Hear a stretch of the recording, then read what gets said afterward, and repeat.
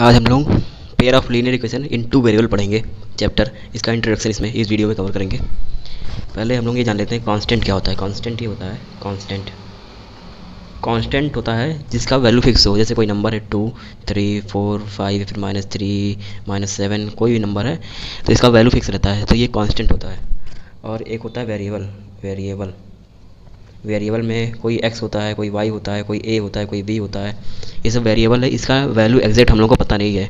और 2 को हम लोग कह सकते हैं कि ये 2 है, 3 को कह सकते हैं 3 है नंबर, और ये x को कोई नंबर के फॉर्म में नहीं रिप्रेजेंट कर सकते। ये सब वेरिएबल है, ये कांस्टेंट होते हैं और ये वेरिएबल होते हैं। अब हम लोग देखते हैं कि ये चैप्टर क्या है। Pair of linear equation in two variable मतलब कि एक वेरिएबल x ले लेते हैं, एक variable y। Pair of linear, ये दोनों का पेयर, मतलब कि इसमें 2 वेरिएबल दिया है, एक वेरिएबल है, एक वेरिएबल है, और एक कांस्टेंट टर्म इसमें रहता है। और एक मान लीजिए कोई लेते हैं कांस्टेंट टर्म 10 कोई दिया है नंबर, 10 कोई नंबर दिया है और इक्वल टू 0। ये हो गया लीनियर इक्वेशन हो गया x + y + 10। और यहाँ पे एक कोई नंबर यहाँ पे भी होता होगा 3, कोई नंबर यहाँ पे भी होता है 5। ये नंबर जो है ये कांस्टेंट है, 10 कांस्टेंट है, 5 कांस्टेंट है, 3 कांस्टेंट है, लेकिन x और y जो है वेरिएबल है। तो इसको हम लोग फॉर्म में लिखेंगे ax + by + c = 0, जहाँ पे a b c जो है कांस्टेंट है, a b c ये सब कांस्टेंट टर्म है। और x y जो है वेरिएबल रहता है, x y जो रहता है वेरिएबल। ए बी सी यहाँ पे ऐसे लिखे, लेकिन यहाँ पे नंबर जब भी इक्वेशन दिया रहेगा तो यहाँ पे नंबर दिया रहेगा। और एक्स वाई जो है ये वेरिएबल होता है। अब यहाँ से हम लोग देखेंगे, इसमें चैप्टर दिया है पेयर ऑफ लीनियर इक्वेशन। ये तो लीनियर इक्वेशन है, पेयर ऑफ लीनियर इक्वेशन मतलब कि दो इक्वेशन। तो एक है मान लीजिए लीनियर इक्वेशन है ax + by + c = 0, एक लीनियर इक्वेशन ये है। और मान लीजिए एक कोई और a1x + b1y + c1 = 0, दूसरा लीनियर इक्वेशन ये है। तो पेयर ऑफ लीनियर इक्वेशन, अब ये कोई नंबर में भी हो सकता है। जैसे कि एग्जांपल पे ले लेते हैं, एग्जांपल के तौर पे मान लीजिए यहाँ पे लिखा है 3x + 5y + 7 = 0, और इसमें लिखा है 7x + 8y + 10 = 0। ये दो equation pair of linear equation, ये लीनियर इक्वेशन, ये दोनों लीनियर इक्वेशन है, और ये पेयर ऑफ लीनियर इक्वेशन, ये दोनों को मिला के। अब दोनों को जो मिला के x और y का वैल्यू इसमें फाइंड करना रहता है, और कुछ नहीं इस चैप्टर में x और y का वैल्यू पूरे चैप्टर में फाइंड करना रहेगा। ये दोनों इक्वेशन को मिला के, किसी में इक्वेशन दिया रहेगा, किसी में इक्वेशन नहीं दिया रहेगा। अब किसी भी दो इक्वेशन का ग्राफिकल रिप्रेजेंटेशन करेंगे हम लोग यहाँ पे। अब जैसे ग्राफिकल रिप्रेजेंटेशन करना आपको सिखाता हूँ। जैसे एक ये ले लेते हैं इक्वेशन। इस इक्वेशन में ऐसे पहले हम लोग क्या करेंगे, पहले एक डिब्बा बनाएंगे, ऐसे डिब्बा बनाएंगे, ऐसे यहाँ पे लिखेंगे x और यहाँ पे लिखेंगे y। तो इसको पहले x के फॉर्म में लिख लेते हैं। ऐसे इसको सॉल्व करेंगे तो 2x = y - 1, x = y - 1/2। इसको इस फॉर्म में आप लिख लेंगे ऐसे।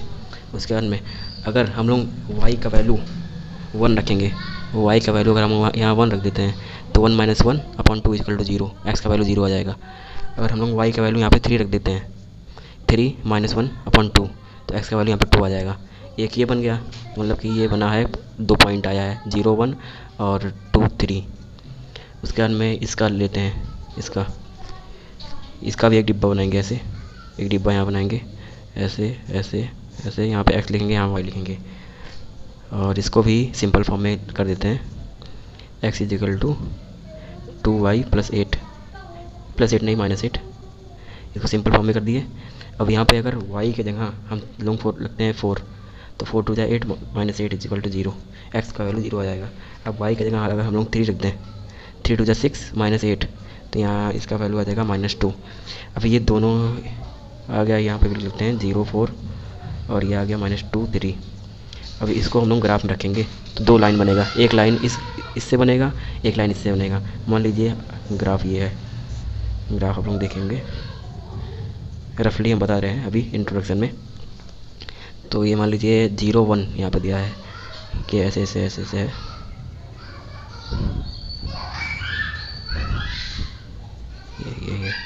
ये रफली ग्राफ हमने बना दिया है।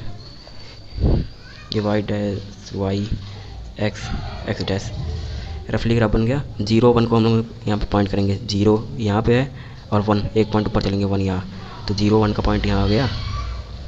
अब ये आ गया 2 और 3, 2 1 2 यहाँ चले। अब 1 2 3 यहाँ पे चलेंगे तो ये आ गया 2 और 3 का, 2 और 3 का।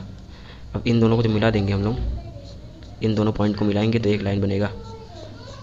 किसी भी लाइन बनाने के लिए 2 पॉइंट ज़रूरी है, 2 पॉइंट हम लोगों को मिलेगा यहाँ से इक्वेशन से, जैसे कि हमने बताया है ऐसे 2 पॉइंट मिला। अब दूसरा हम लोग बता रहे हैं, दूसरा इसको प्लॉट करेंगे 0 4 और -2 3 को। 0 1 2 3 4 एक पॉइंट यहाँ आया 0 4 0 0 4 आया, और आया -2 और 3, -2 कहाँ, -1 -2 और 3 1 2 3 यहाँ पे आया। अभी ये लाइन ऐसे आया -2 और 3। अब ये दोनों पॉइंट को भी मिलाएंगे हम लोग ऐसे, एक लाइन ये हो गया, एक लाइन ये हो गया। इस लाइन के इक्वेशन का क्या नाम है, x - 2y + 8 = 0। और इस लाइन के इक्वेशन का क्या नाम है, 2x - y + 1 = 0। अब ये इंटरसेक्ट करता है लाइन, ये लाइन इंटरसेक्ट कर रहा है, तो इस ग्राफ में हम लोग का लाइन इंटरसेक्ट कर रहा है, इंटरसेक्टिंग लाइन है, तो इसको कहेंगे इंटरसेक्टिंग लाइन। और 3 तरह का लाइन होता है, पहला तो ये हो गया, दूसरा तीसरा बता देते हैं। अगर मान लीजिए कोई ऐसे है ग्राफ, और इसमें अगर मान लीजिए कोई लाइन इक्वेशन निकालने के बाद कोई लाइन ऐसे आया, 2 पॉइंट निकालने के बाद इक्वेशन निकालने के बाद एक लाइन ऐसे आया, और उसी के ऊपर एक लाइन और आ गया। मान लीजिए कोई लाइन है AB प्लॉट करने के बाद, और कोई लाइन है DC प्लॉट करने के बाद, तो दोनों लाइन एक ही के ऊपर आ गया, एक ही के ऊपर 2 लाइन चढ़ गया आके, तो ये हो जाएगा कोइंसिडेंट लाइन, कोइंसिडेंट लाइन्स। और एक लाइन आता है ऐसे, मान लीजिए कोई प्लॉट करने के बाद अगर कोई 2 लाइन अगर मान लीजिए पैरेलल है, एक दूसरे के पैरेलल ही आएगा, तो ये हो जाएगा पैरेलल लाइन। और जैसा कि हम लोगों ने पीछे पढ़ा है, अगर 2 लाइन एक दूसरे को काटेगा आपस में एक जगह पे, एक पॉइंट पे, तो ये हो जाएगा इंटरसेक्टिंग लाइन, इंटरसेक्टिंग लाइन हो जाएगा। अब यहाँ पे ये लिख लेते हैं a1x + b1y + c1 = 0, और एक लिख लेते हैं a2x + b2y + c2 = 0। अब यहाँ पे इसका हम लोग लिखे इसलिए, अगर यहाँ पे हम लोग करेंगे a1/a2 = b1/b2 = c1/c2। इसमें जो इक्वेशन रहता है इस कोइंसिडेंट लाइन में, ये पहले वाली इक्वेशन का और दूसरे वाली इक्वेशन का, पहला इक्वेशन और दूसरा इक्वेशन जो भी नंबर दिया रहेगा, नंबर का अगर हम लोग रेशियो निकालेंगे तो इसमें तीनों इक्वल आएगा। किस में, कोइंसिडेंट में। और पैरेलल लाइन में क्या होता है, a1/a2 = b1/b2 ≠ c1/c2। तो इसमें ये a1 और a2 और b1/b2 तो इक्वल आता है, लेकिन c1 और c2 इक्वल नहीं आता है। 2 इक्वेशन में जब हम लोग इसका कांस्टेंट टर्म लेंगे, डिवाइड करेंगे सब कांस्टेंट टर्म को, तो यहाँ पे a1/a2 यहाँ पे देख सकते हैं, a1/a2 और b1/b2 इक्वल रहेगा, लेकिन c1/c2 इसका इक्वल नहीं रहेगा। अब यहाँ तीसरे केस में a1/a2 डज नॉट = b1/b2, यहाँ पे यही रहता है, a1/a2 जो होता है b1/b2 के बराबर नहीं रहता है। किसमें, यूनिक सोल्यूशन में। इंट्रोडक्शन में आगे हम लोग किसी भी इक्वेशन का सॉल्व करने का मेथड सीखेंगे। किसी भी इक्वेशन को सॉल्व करने का 3 मेथड हम लोग की बुक में दिया हुआ है। पहला मेथड है सब्स्टिट्यूशन मेथड,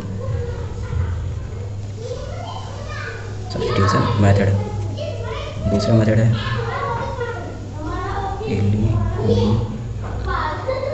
एलिमिनेशन मेथड, तीसरा मेथड जो है क्रॉस मल्टीप्लिकेशन,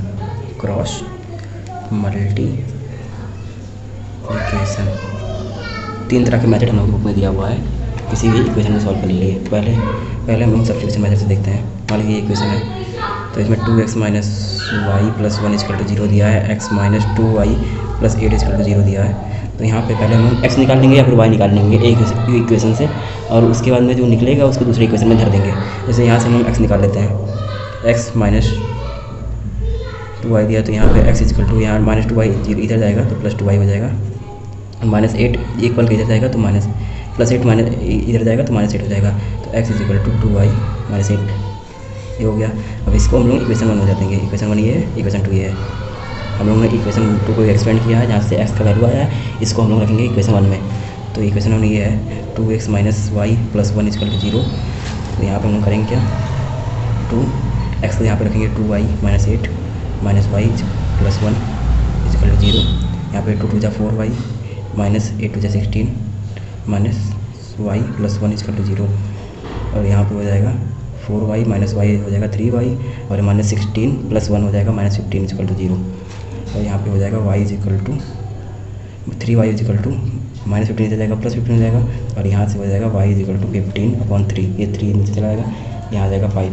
तो यहाँ पे हो जाएगा y का वैल्यू 5। y का वैल्यू जब 5 आएगा तो इसको हम लोग किसी भी इक्वेशन में रख देंगे, चाहे पहले में चाहे दूसरे में। तो यहाँ पे हम लोग किसी में रख सकते हैं। मान लीजिए दूसरे में कर दिए x - 2y + 8 = 0 दिया हुआ है।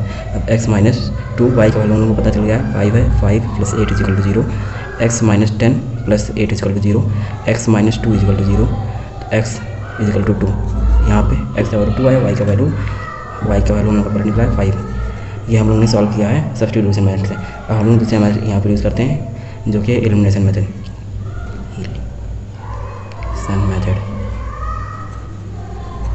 एलिमिनेशन मेथड में हम लोग करेंगे क्या, यहाँ पे मान लीजिए कोई यही इक्वेशन रख लेते हैं, 2x - y + 1 = 0, और यहाँ पे x - 2y + 8 = 0।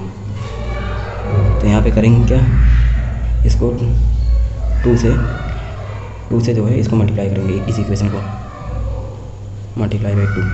तो ये इक्वेशन जो आएगा, इक्वेशन 2 को 2 से मल्टीप्लाई करेंगे, क्योंकि इसके बराबर लाना है इसको। 2x यहाँ पे है तो यहाँ पे भी 2x लाने के लिए इसको 2 से मल्टीप्लाई करेंगे। स्टेप देखते जाइए, 2x - 2 × 4y + 16 = 0। यहाँ पे ये हो गया। अब हम लोग का इक्वेशन 1 ये है, और इक्वेशन 2 समझ लीजिए ये बन गया आप लोगों का। अब इन दोनों इक्वेशन को एक साथ रखेंगे। पहला इक्वेशन जो था -2x - y + 1 = 0, और यहाँ दूसरा जो है 2x - 4y + 16 = 0। अब इन दोनों को हम लोग करेंगे माइनस करने पे साइन चेंज हो जाता है, तो यहाँ माइनस हो जाएगा, और यहाँ प्लस हो जाएगा, और ये प्लस है तो यहाँ माइनस हो जाएगा। अब -2a और +2a का 2x कट जाएगा, ये दोनों कट गया। अब -y और यहाँ पे प्लस हो गया, +4y -y + 4y कितना हो जाएगा 3y, और यहाँ पे +1 और -16 कितना हो जाएगा -15 = 0। अब 3y = 15 हो जाएगा, माइनस हो जाएगा प्लस हो जाएगा, और यहाँ से हो जाएगा y = 15/3। तो यहाँ का y का वैल्यू आ गया 5। अब 5 को चाहे इसी इक्वेशन में रखेंगे, चाहे इक्वेशन में रखेंगे, आंसर आ जाएगा। मान लीजिए यहाँ पे 5 रख लेते हैं इक्वेशन 1 में, 2x - y + 1 = 0 दिया है। अब 5 को इक्वेशन 1 में रखेंगे, 2x - y के जगह 5 + 1 = 0, 2x - 5 + 1 हो जाएगा -4 = 0, तो 2x = -4 हो जाएगा, +4 हो जाएगा, और x = हो जाएगा 4/2, और यह 2, x का वैल्यू आ जाएगा 2, x का वैल्यू आया 2, y का वैल्यू आया 5, जैसे कि ऊपर भी हम लोग का आया था सब्स्टिट्यूशन मेथड से। सेम इक्वेशन पीछे वाले लेंगे और क्रॉस मल्टीप्लिकेशन मेथड से आपको सॉल्व करके दिखाएंगे। क्रॉस मल्टीप्लिकेशन में हम लोग क्या करेंगे, क्रॉस मल्टीप्लिकेशन मेथड होता है, जैसे हम लोग ये पीछे सीख चुके हैं कि a1 जो है a1 है 2, और यहाँ पे b1 जो है b1 है -1, और c1 जो है यहाँ पे +1 दिया है 1 है, और यहाँ पे a2 जो है इसका जो कॉन्स्टेंट टर्म है ये 1 है, और b2 जो है ये -2 है, और c2 जो है c2 है 8, c2 का वैल्यू 8 है। यहाँ पे जो क्रॉस मल्टीप्लिकेशन मेथड में होता है b1 b2, फिर c1 c2, फिर a1 a2, फिर b1 b2, ये ऐसे लिखा जाता है क्रॉस मल्टीप्लिकेशन मेथड में। और यहाँ पे ऐसे क्रॉस लगाया जाता है, क्रॉस मल्टीप्लाई किया जाता है इसका। तो इसके जगह पे हम वैल्यू रख देंगे, इसका b1 की जगह -1 रखेंगे, -1, और b2 की जगह -2, उसके बाद में 1 8 2 1 -1 -2। अब इसका क्रॉस मल्टीप्लाई करेंगे, और यहाँ पे लिख लेंगे हम लोग x = y = 1, ये 3 चीज़ लिख लेंगे हम लोग यहाँ पे, और x अपॉन कर लेंगे, y अपॉन कर लेंगे, और 1 अपॉन कर लेंगे। अब यहाँ पे इन दोनों को मल्टीप्लाई करेंगे, और जो आएगा उससे इन दोनों को मल्टीप्लाई को माइनस कर देंगे। जैसे कि 8 - 1 को मल्टीप्लाई करेंगे तो -8 आएगा, और इसको माइनस करेंगे किससे, -2 इंटू 1 से, तो -2 इंटू -2 ही आएगा। और यहाँ पे जो है 1 इंटू 1 आएगा, इसको माइनस करेंगे किससे, 8 दूनी 16 से यहाँ। अब यहाँ पे 2 टू जा 4, लेकिन किस में, माइनस में, -4 को माइनस करेंगे किससे, -1 इंटू 1, -1 से ये करेंगे। इसको करने के बाद x अपॉन -8 प्लस हो जाएगा +2 इजिकल टू y, ये हो जाएगा -15, और यहाँ पे हो जाएगा 1 अपॉन -4 प्लस 1, ये हो जाएगा -3। और यहाँ पे देखिए x upon -6 equal to y upon -15 equal to 1 upon -3। अब इसको रखेंगे पहले, x upon -6 equal to 1 upon -3, तो यहाँ पे x इजिकल टू आ जाएगा -6 वहाँ आ जाएगा, -6 अपॉन -3 माइनस कर जाएगा 2, x का वैल्यू आ गया 2, y और इसको कंपेयर करेंगे, y upon -15 equal to 1 upon -3, y equal to -15 upon -3, ये आ जाएगा 5, y का वैल्यू आ गया 5, जैसे कि पीछे की इक्वेशन में आया था। तो हमने आज तीनों मेथड सीख लिया है, cross multiplication method, elimination method और सब्स्टिट्यूशन मेथड। बस इतना ही हम लोगों के सिलेबस में है इंट्रोडक्शन पार्ट में, और जो आगे रहेगा वो हम आपको आगे एक्सरसाइज में बताते रहेंगे।